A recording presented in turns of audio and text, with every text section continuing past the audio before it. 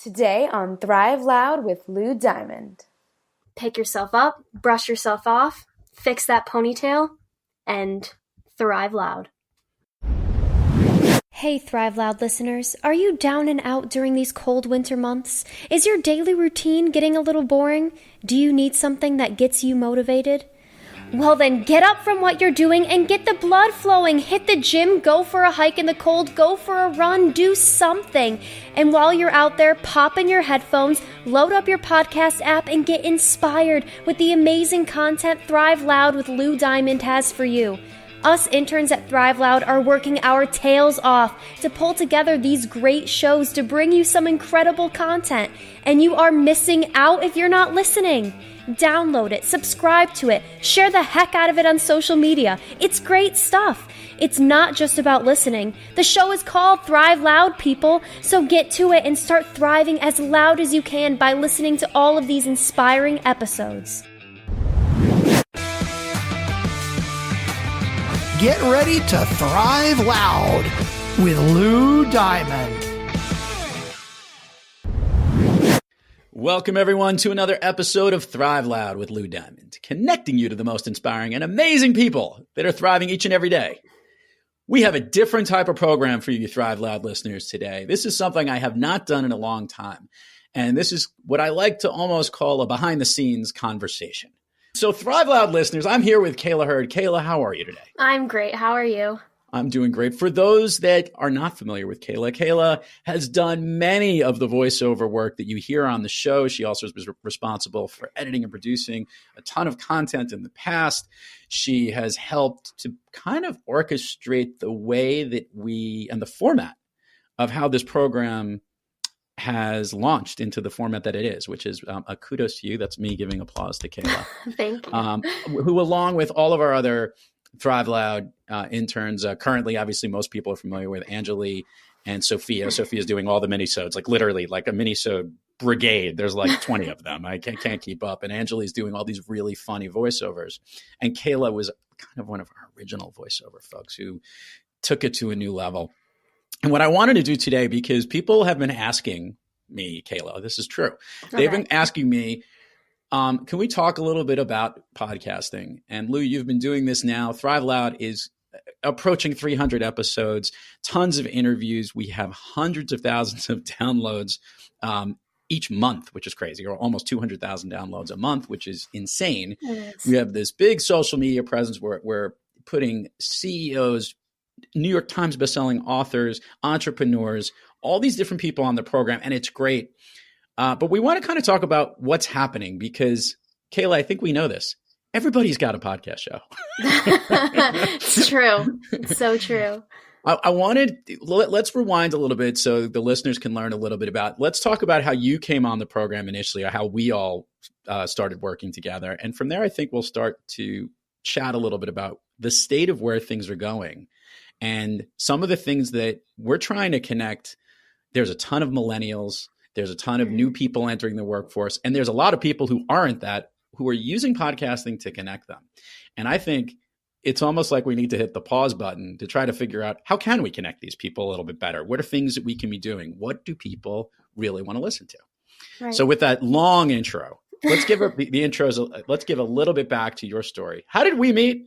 Okay, so let's think. So truth be told, when you came into my media comm class at Cornell, and you introduced Thrive Loud, you introduced your business, how you got started, your podcast, this really great presentation that you did. And at the end, I remember you were saying, I'm looking for 3 interns. You got to write a voiceover, an introduction, record your voice, send it to me, and I'll pick from there. And I remember sitting with my friends and I was like, that sounds so cool, but there's no way that I could ever do anything like that. Give it a few months later, and my best friend, Allie Kemp, who is an intern for you for almost a year. Shout out to Allie. We love that. Yeah, shout out to Allie. She came to me and said, Lou's looking for interns for the spring semester. Would you be interested? And so I asked her about it. She was telling me, sounded so cool. And so she gave you my name. And I remember I was sitting in the parking lot when I get this call from a strange number. and it was you asking basically my interview. And yeah, that was back in January. So a year ago. Wow. A year ago. It's kind of crazy, right? That's insane. And it feels like, I can't determine if it feels a lot more than a year ago. Right. Or is it just that quick that everything went? It's somewhere in between. Yeah, I agree.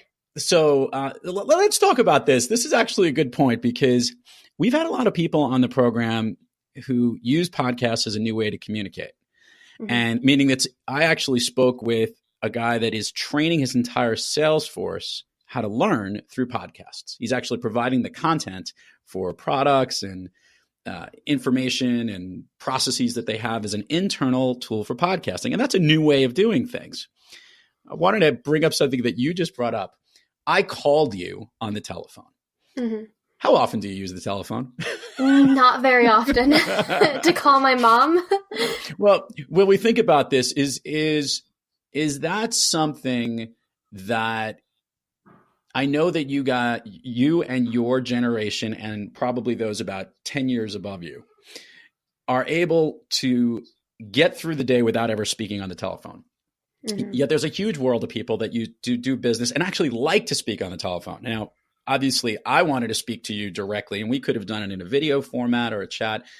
How often today are you finding that you're actually speaking on the telephone in that type of situation, an interview, to communicate services or to do something with some of the other jobs that you've been working on campus and obviously, for internships and the like? Honestly, with most internships I've applied to, there is always like a preliminary phone call where that's kind of the first round. And if you get through that, and that's usually like a 10 to 15 minute just conversation. And if you get through that, then you'll get to the video chat or you'll travel to the offices or something like that. But besides, I couldn't tell you how often I use the phone. It's really just to call my mom. and that's really it.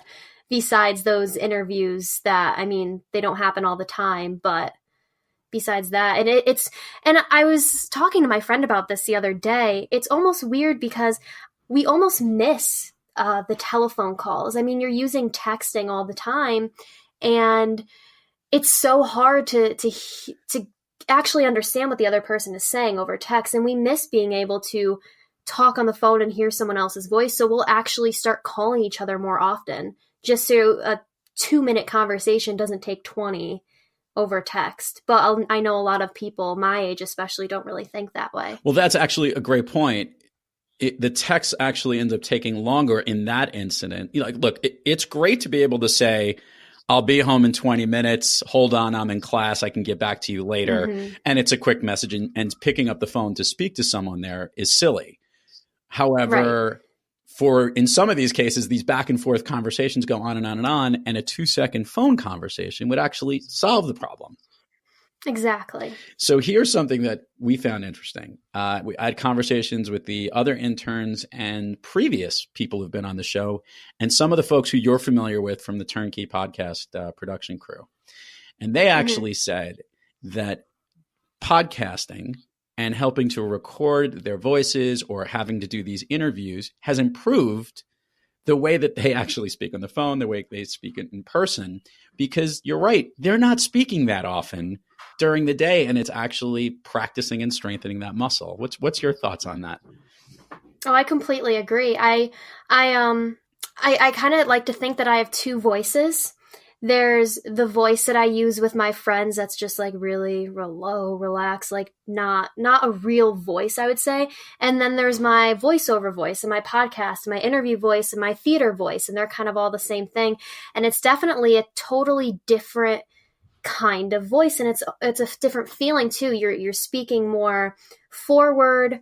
You pay attention to your words more, where usually in conversation with friends, we just kind of don't really think about what we're saying. So I think that voiceovers and theater and all of that definitely helps prepare you for those big either presentations or interviews, and helps you discover your voice and become comfortable with that voice, which is also really important.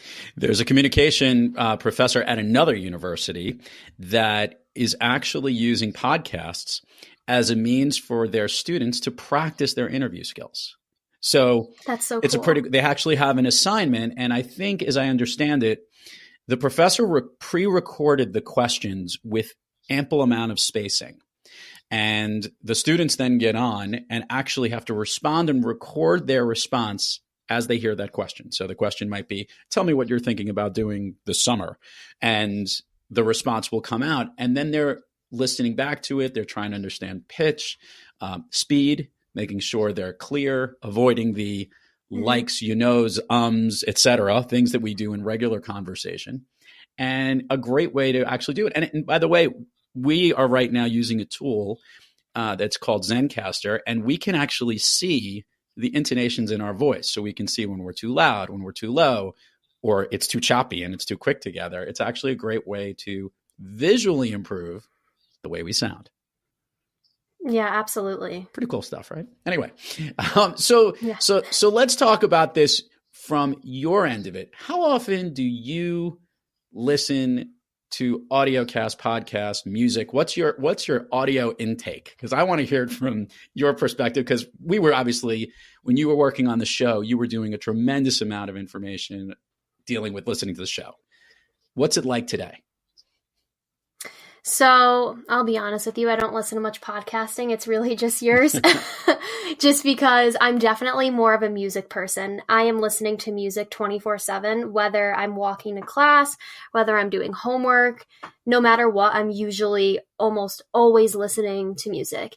And I think part of that comes from doing theater my entire life, because it's funny that the movies, if you ask me why I liked a certain movie or a certain show, I would say the soundtrack. That's why I like things. I feel like that's what makes you feel things is through music. And music is really cool because it brings so many emotions, and it has this unique way of making us feel something that normal conversation or just anything else really can't make you feel. So definitely my audio intake of music is probably more than it should be. Even when I'm walking to class, I always have my headphones in, which kind of looks like I'm standoffish, which is not necessarily a good thing. But yeah, I mean, it's my go-to. Do you think it's actually really interesting, by the way? Do you study the music? Do you learn like with music in the background? Usually yes. If I have just like a paper or readings to do for a class, I'll be listening to music. But if I really need to crank and for a test, then I'm usually not listening to anything, just because I get distracted. Yeah, right. Or if it was, some people just listen to instrumental as opposed to songs with words, because they'll start to, I don't know, something about the words and voices interjecting sometimes overlaps with the studying. Right. Yeah. And I've done that before. Just listen to instrumental stuff. And it's cool. It's relaxing for sure. Along those lines, do you think you learn when you listen to the guests on this show? How do you intake this information? Because some of it's inspirational. Some of it is like really cool factual stuff and stories. What is the part of an interview or a podcast that you listen to that connects the most with you? So when I'm listening, I'm usually listening for the really inspirational moments and the really good pieces of advice. Being a college student and going out into the work world very soon, it's nerve-wracking. It's really scary. And so listening to these people who are obviously very successful and listening to their stories, how they did it, and the advice that they share, I find that to be my favorite part, because I actually take those messages with me. And if I'm having a bad day or if I'm stressed, I try to think of those little moments that, all right, like, this isn't just me. I am not the only one that goes through this. Other people do too. And so that's definitely what I'm listening for. What are you focused on? What would you love to do after you graduate or for the summer? You have more years to go. You're a junior right now at the time we're recording this, correct? Okay. What would you love to do? Yeah. I would love, so I have a few dream jobs, and they're kind of funny. People usually laugh when I say this. My number one dream job is to work for the Macy's Thanksgiving Day Parade. And I want to be the one out there cutting the ribbon, the beginning of the parade, leading it. I just find that parade to be the most unique and coolest thing that anyone's ever done. Millions of people gather around. They show up to New York City, line the streets, get there who knows how early. If you're not in New York City, you're watching it on your screen, on TV, with your family around. Like, it literally brings everyone together for this one parade. And I find that to be the absolute coolest thing, that for just however long, 3 hours or however long it may be, we're all tuned into the exact same thing. And then Santa comes at the end, and I have the greatest memories because every year, even to this day, my mom still cries when Santa comes at the end of the parade, which is crazy. But I just find that parade to be so special. And so that's the number one dream. I'm also open to, I definitely think I want to do some sort of broadcast because I love speaking and I love doing the voiceovers and all of that. And so either with ESPN or something like that to stay in the sports industry. Those would be the dream I'm just jobs, laughing about the parade. We're gonna address this right now. Hold on. Okay, so first of all, the first 2 years after I graduated college, I had a friend who had a friend that worked at the Macy's, that worked for Macy's. And I don't know if you know this, but many of the Macy's employees, and back then it may have been every one of the Macy's employees, actually worked in the parade. And a lot of people volunteered. And in front of Santa were a group of clowns. In 2 years, I literally head to toe dressed up as a clown, and walked in front of the Santa sleigh throughout the parade. Now, here's the fun part. The first year was awesome. It was actually a really nice day. The weather was not too inclement. It was, let's just say it was maybe high 40s, 50s. It wasn't like unbearable. It was certainly a fun day for a parade. It may have even had a little bit of sun, and it was new. So it was really cool. And we did it. And then, by the way, afterwards, we went in our clown uniforms. We actually went to a soup kitchen, and all of us were giving out soup and sandwiches to people in need. And it was really a very fun, long day, by the way, because we started at the crack of dawn all the way back there. Now, wash, rinse, and repeat. Next year, I get asked to do the same thing. It's like 15 degrees outside. The biggest mistake I learned was that I did not wear 2 pairs of socks. Because I needed to put something on my feet, and your feet were so cold, and that was the killer. By the end of that whole ordeal, Kayla, nose was running. I don't even want to know what the makeup of the clown outfit stuff was. I probably scared children more than anything else. So yeah, that was the end of my run doing it. But having been at the back of the parade, I could tell you it is an energetic event, and I know there are many people who go to the balloon inflating parties the night before or in the morning. Yeah, I've been to that before. That's pretty cool. Yeah. By the way, I have no idea who cuts the ribbon and if they get paid well or enough, but it'll be a good gig for you. I told you, people usually laugh when I say that because they're like, "What? That's your dream?" I'm like, yeah, that's my dream. All right, so we're gonna now share some stuff for the Thrive Loud program. What was the thing that you were involved with that you're most proud of in your involvement with the Thrive Loud podcast? And for those that don't know this, we still call Kayla back every now and then for a couple of things here or there. So I just wanted to hear your favorite moment or thing you did that really stuck out that you felt had the biggest impact, maybe on the program, or that you enjoyed doing the most. Okay, yeah. So I obviously loved every voiceover I did for the show because every one was unique and different, and they were so fun. The seasonal ones were obviously some of my favorites because we made those so goofy sometimes. I remember us just sitting there laughing as we put them together because we had the classical music or the beach waves or just crazy things that we could come up with. But I think what really sticks in my head the most was the first real voiceover I ever did, which is for a mini-sode that was airing on Valentine's Day. And I remember sitting at my desk trying to come up with this really creative, unique intro for this mini-sode that had something to do with Valentine's Day. And I just remember when I finished it, and that was the first real piece of work that I did for you. And I was so proud of it because I tried so hard to make that so creative, and I loved how it came out for that mini-sode. You know what? We're almost at the Valentine's Day episode. We're gonna have to we're gonna go back and pluck that one up so that when that airs, we'll make sure we do it. If this might air actually after we do that, but that sounds like a great idea. We should pull that one out. I will make sure that the team gets that in the queue, or you'll make sure that the team gets in the queue. So let's do this because you've been on the other end of this. So I want to ask the question, and we'll make it a standard Thrive Loud thing. Mm-hmm. Kayla, when you have trouble thriving, when you have an off day, when you're exhausted, when it's so freaking cold walking to classes, or you're jammed with all the work you have to do, who do you seek, or what practice do you take to get yourself back on the thriving track? Wow. Okay. So I think I have a lot of different methods depending on my mood. Music, definitely. Music helps so much. I'm also a workout junkie. I really like to run and do yoga. So if I'm having a really bad day and I just so many anxious thoughts and just stress, I'll probably turn to working out. But the number one thing that I turn to when it's just a bad day is singing. I'll just go and I'll sit in my car and drive around for a little while and just sing for however long I need to, get all those emotions out, get really into it, and then I feel so much better.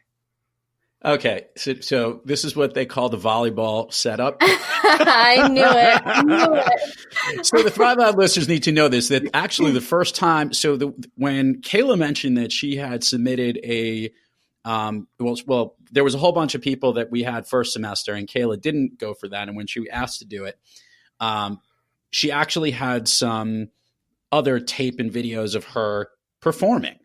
And to say she's talented is an understatement. You're going to get a dose of that right now. No way. But if it's okay with you, I know that you actually have some kind of audition in the next day or so that you're actually looking to perform. So I can't think of anything better than to practice right here.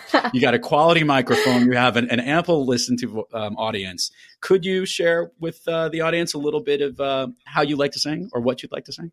Sure. Oh my gosh. Do you have any suggestions? Do you have any? Do I have any requests? Or is this all me?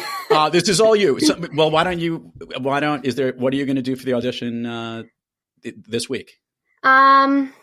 It's such an old song from Guys and Dolls. And to be honest with you, I'm still kind of working on it. Okay. So let's go to a go-to that you feel more comfortable delivering. Okay. All right. So this is funny because this song is really special to me because it was in elementary school, and this was like when my voice really, I can't say developed its maturity because I was still so young, but this was when my voice really took a turn for the better. I was doing voice lessons for a while, and this song was kind of like the biggest song I had done in my life at that point. So we'll do a little bit of that. All right. Okay. Take the stage. So this is Good Morning Baltimore from Hairspray. Oh, I love that. Good show. Oh, don't make me wait one more moment for my life to start.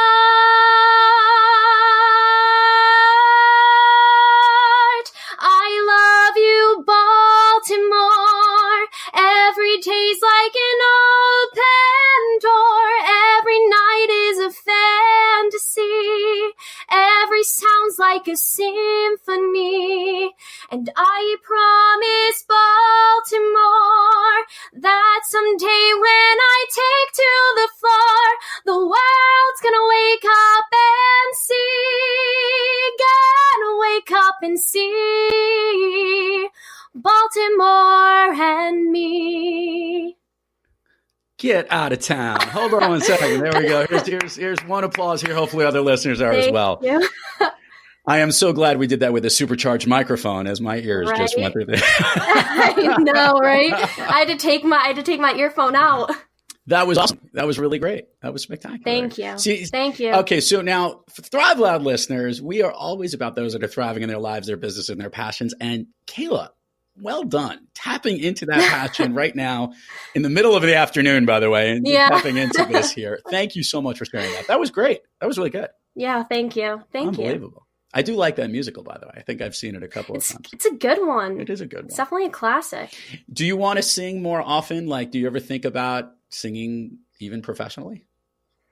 Yeah, I definitely miss it. I was so close to becoming a musical theater major and going to school for that and making that my career. So close. Like, had all the audition materials set up, already applied to all the schools.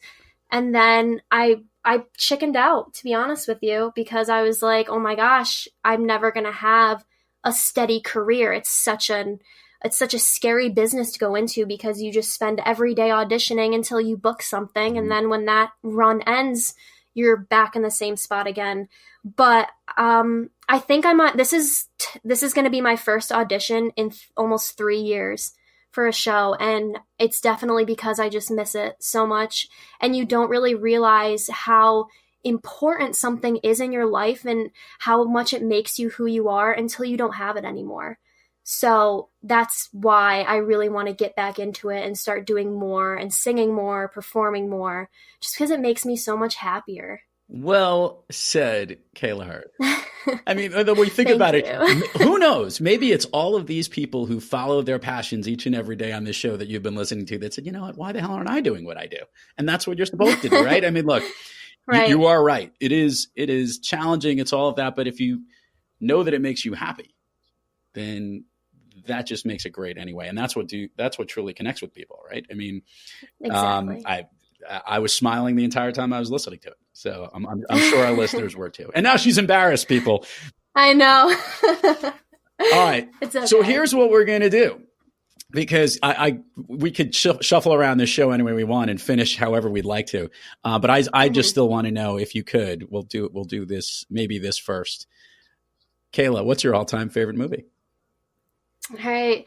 My all-time favorite movie, it's a more recent one, is definitely The Greatest Showman with Hugh Jackman. This movie rocks, by the way. I love it. I could watch it every day and never get sick of it. So what's your favorite song, and do you have a favorite character within that movie? Oh, boy. Well, I'm a big Hugh Jackman fan, so I think he would probably be my favorite in the movie. Favorite song? That's such a hard one. But I think we got to go with either the anthem, obviously This Is Me. Mm-hmm. Such a great song, motivational. I use it when I run because it puts me in a really pumped up mood. But then also kind of an underrated song, From Now On, at the end of the movie. So good, so powerful. And I love how it just starts out so soft and kind of almost depressing. He's in like a depressed state and it ends just rocking. So I love that song. And I'm so glad you brought that up, because this is one of these movies that you feel like it should be on Broadway. And yes.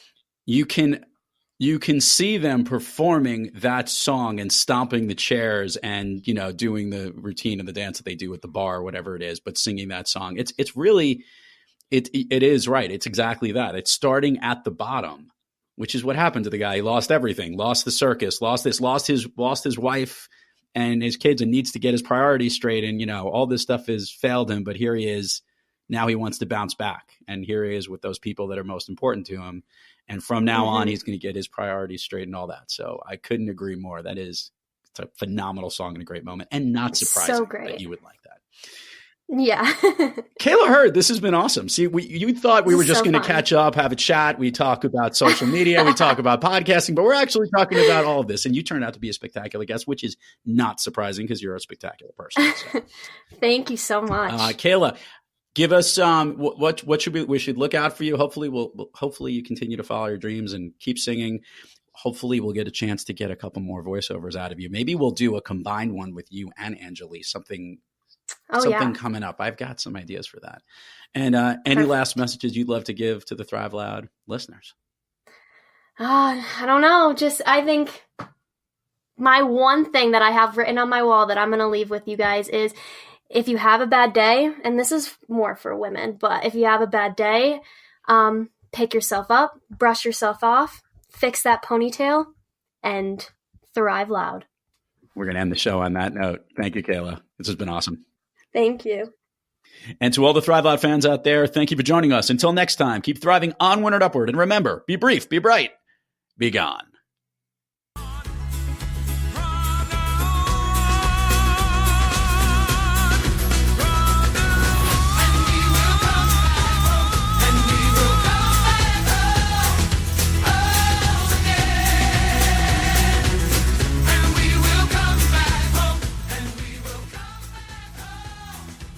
You've been listening to Thrive Loud with Lou Diamond.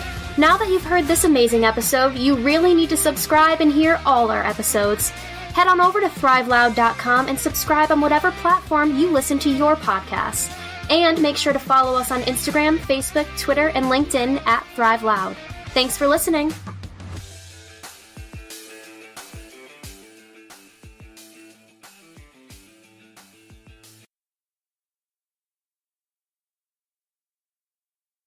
We're going to do this. Watch, ready? Hold on. We're going to do this. It seems, ladies and gentlemen, we had a little difficulty in the beginning of this episode. Can't quite figure out exactly what happened, but I think we got Khala back. All right, hold on. All right, so we'll do our best editing.